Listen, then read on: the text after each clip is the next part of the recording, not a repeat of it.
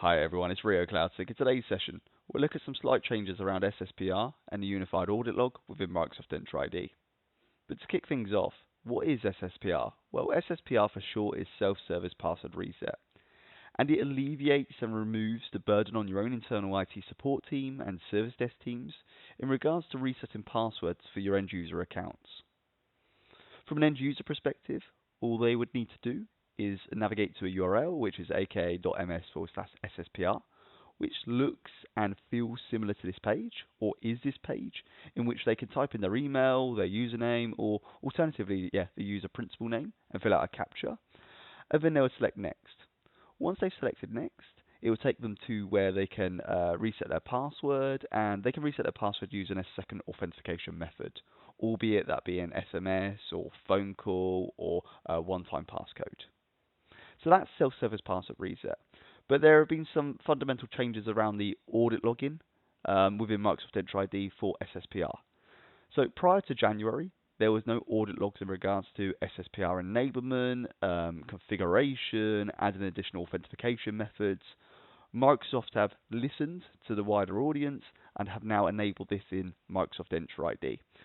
So, once you navigate to Microsoft Entra ID or entra.microsoft.com, on the left-hand service pane where we see identity, we want to scroll down to where we see protection.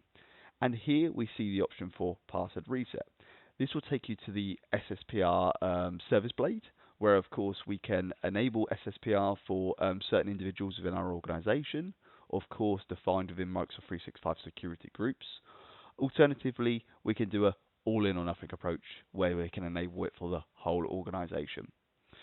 Of course, we've got the authentication method service blade here, where we can define whether or not we want the users to go through a process of authenticating via one method or two methods.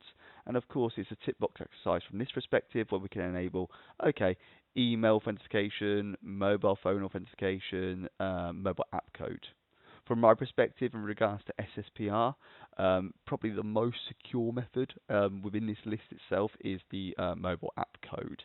Email, SMS, and phone call are very easily accessible and intercepted. Can be intercepted quite easily.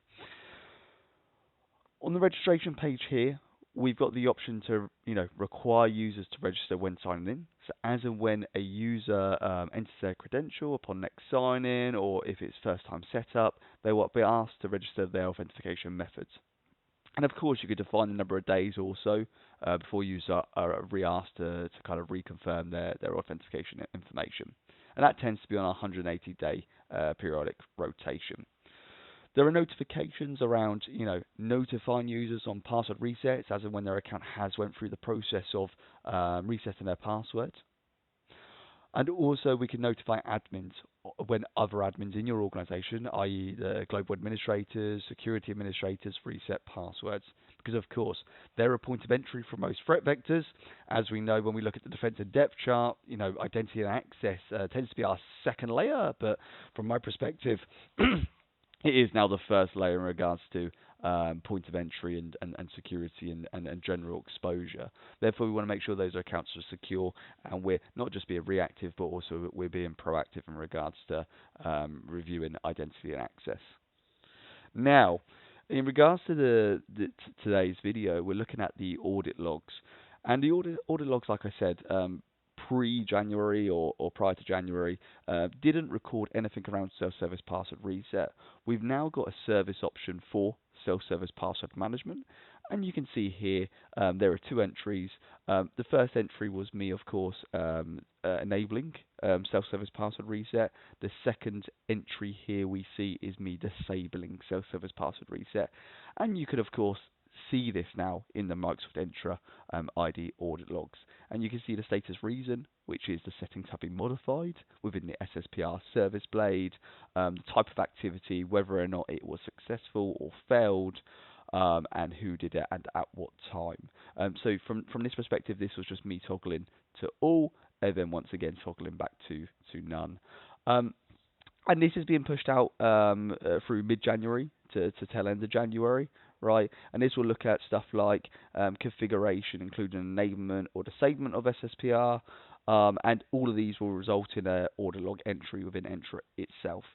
And once again, typical Microsoft, right? And it's of course best practice. They're pushing it out in waves, right? So different tenancies may get it at different times throughout January, and it's broken down into two phases. Phase one being, phase one includes login for auth methods, registration notifications, and also customization around the configuration settings.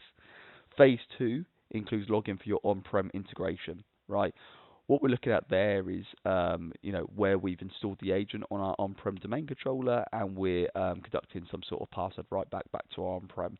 You'll also be able to see that in the Microsoft Entra ID audit logs as well. Right, but this was just a quick video, and like I said, if I was to click in here, you'll see all the details. I'm not going to go into this in too much detail because, of course, it's just an audit log entry, right? Date and timestamp, what happened when, by what user, it'll give me the object ID, and of course, the modified properties. But like I said, quick video. Any questions, please do let me know, and thank you very much.